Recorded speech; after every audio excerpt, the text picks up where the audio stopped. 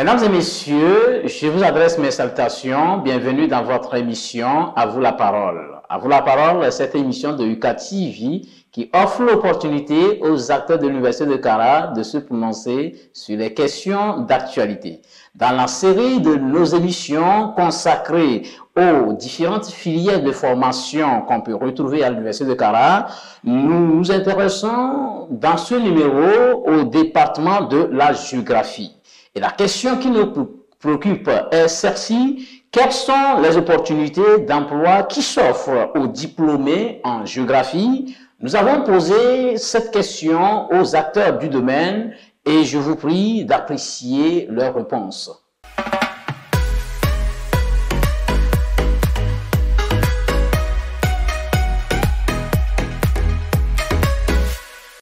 Bon, si j'ai choisi la géographie, c'est parce que la géographie offre beaucoup d'opportunités. Par exemple, un géographe peut devenir un topographe. Ou bien un géographe aussi peut faire le plan pour aider aux banques, par exemple, de localiser leurs banques dans certaines régions reculées qui ont besoin de ces banques. Un géographe aussi peut par exemple, exercer le métier de commerce. Parce qu'en géographie, on étudie aussi lieu intitulé les faits économiques ou bien la géographie du commerce. Donc un géographe a beaucoup d'opportunités. Il peut aussi être un climatologue ou bien un météorologue par exemple. Donc un géographe aussi peut devenir un maçon par exemple.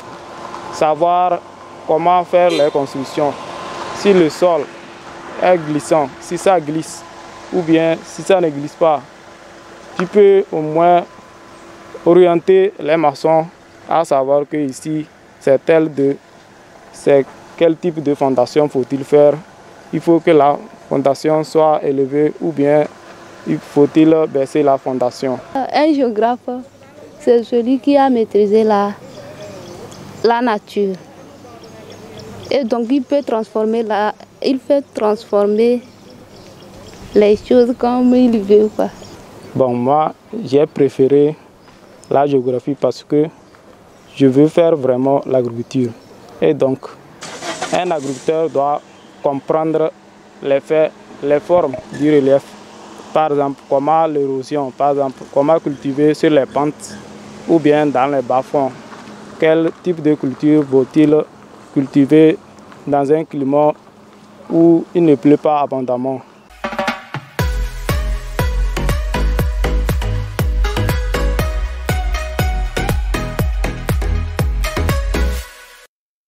Mesdames et messieurs, nous sommes de retour sur le plateau de UCA TV pour savoir davantage sur les opportunités d'emploi qu'offre une formation en géographie. Nous avons l'immense plaisir de recevoir Dr Nanwani Damitonou. Il est maître assistant en géographie humaine.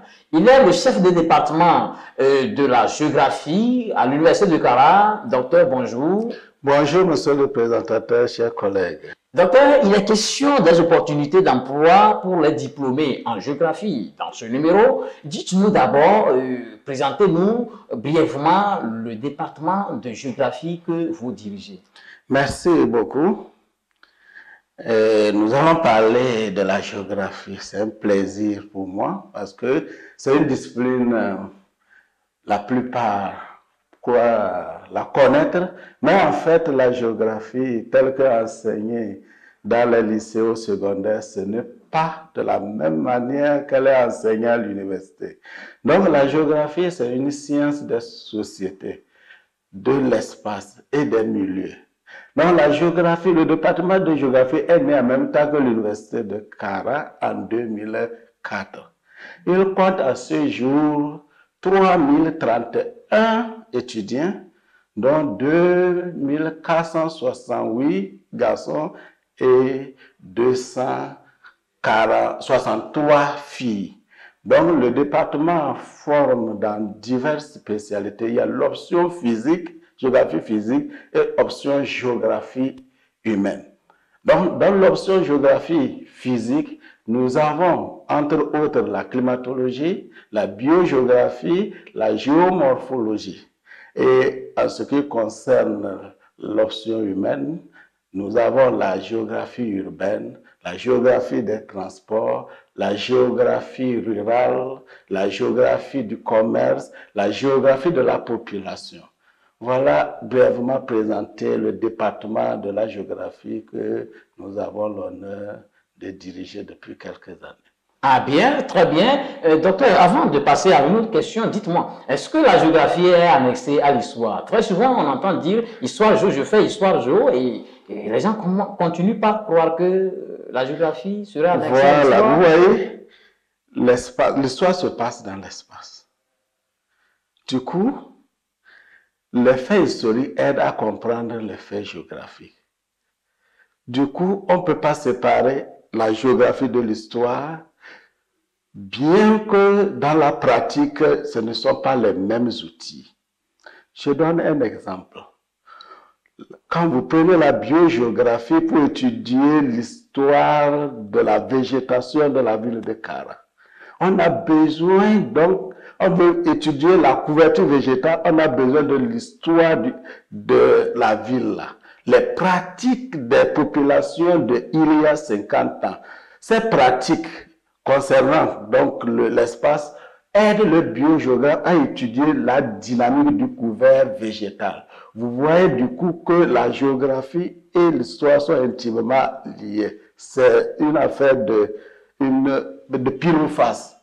Donc, l'histoire ne peut pas être séparée de la géographie, mais ce ne sont pas les mêmes outils d'étude. D'accord. Merci pour ces précisions. Dites-nous, docteur, quels sont les profils d'entrée et de sortie? En principe,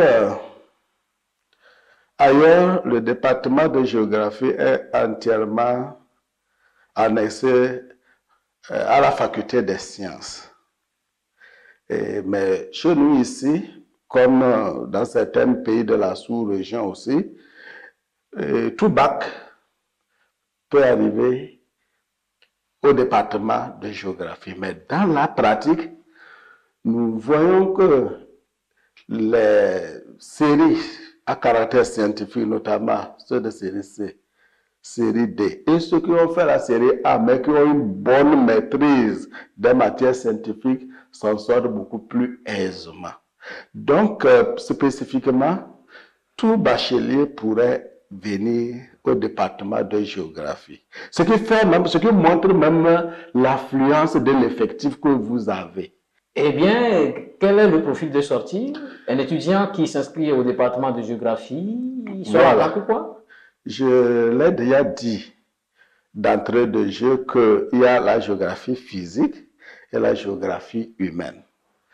L'étudiant qui vient, la licence est fondamentale et unique, licence de géographie. Mais maintenant, au niveau du master, il y a les deux options. Option physique et option humaine.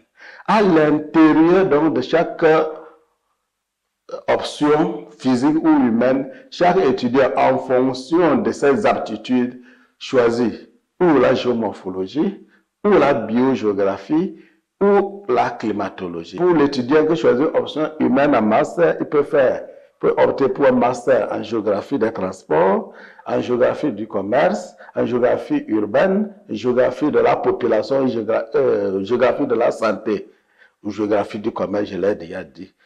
Voilà un peu le profil de sortie. Donc, il obtient un master de géographie avec ses spécialités bien spécifiées.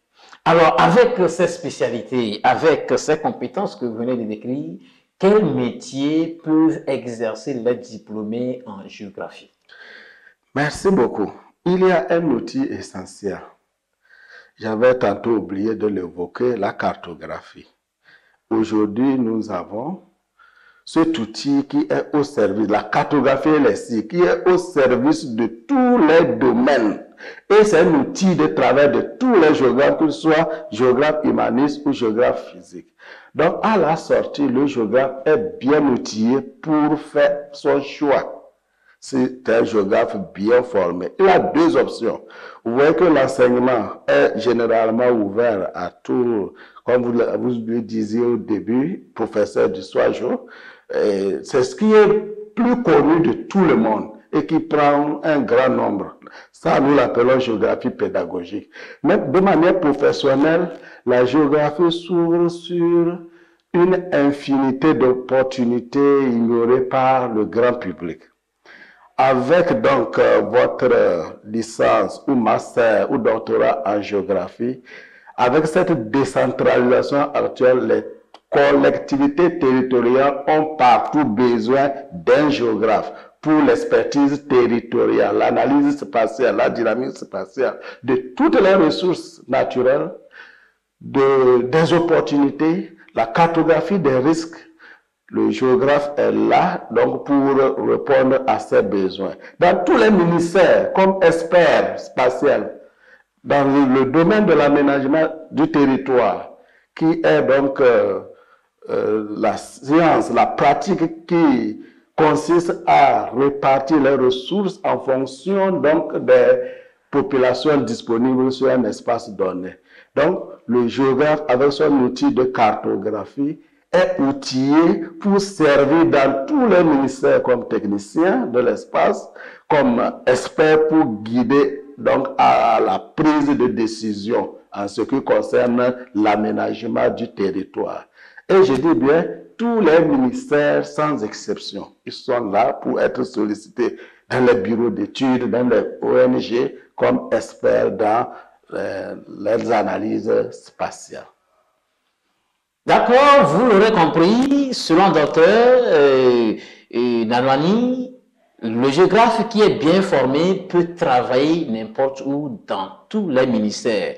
Docteur, avez-vous un mot à l'endroit des populations et surtout des parents et étudiants qui nous écoutent? Oui, à l'endroit des populations, nous travaillons déjà en bonne intelligence avec la commune COSA 1, la mairie, qui a déjà solliciter les géographes pour l'accompagner dans les collectes des données et des géographes dans la décentralisation actuelle. Quand il s'était agi de la cartographie des opportunités des ODD, l'Université de Kara avait eu l'honneur de diriger ces travaux. Les géographes ont fait leur preuve là-bas. Donc, notre mot à l'endroit de la communauté environnante, des étudiants, la communauté universitaire, c'est que il faut solliciter les services des géographes. L'université a fait un effort, nous remercions au passage les autorités universitaires pour équiper le département du matériel de système d'information géographique de dernier cri. Ils sont outillés dans l'analyse spatiale. Tout ce qui concerne les systèmes d'information géographique, on a de ces ressources humaines, on a aussi ces équipements techniques et cela même a permis au département d'ouvrir un certificat de topographie bien apprécié. Ces étudiants sont très bien formés. Donc, à l'endroit des étudiants, nous les invitons à plus de sérieux dans la maîtrise des unités d'enseignement qui leur sont enseignées. Et à l'endroit donc des collectivités territoriales, solliciter le département de géographie pour l'expertise spatiale.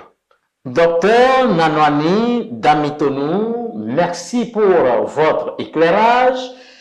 Il est le chef du département de la géographie à l'Université de Kara. Encore une fois, merci d'être passé sur le plateau de UCATV. C'est moi qui vous remercie. Mesdames et messieurs, nous sommes à la fin de notre émission. Merci pour votre aimable attention. Merci surtout pour votre fidélité à UCATV. Gardez bien l'espoir, quoi qu'il arrive.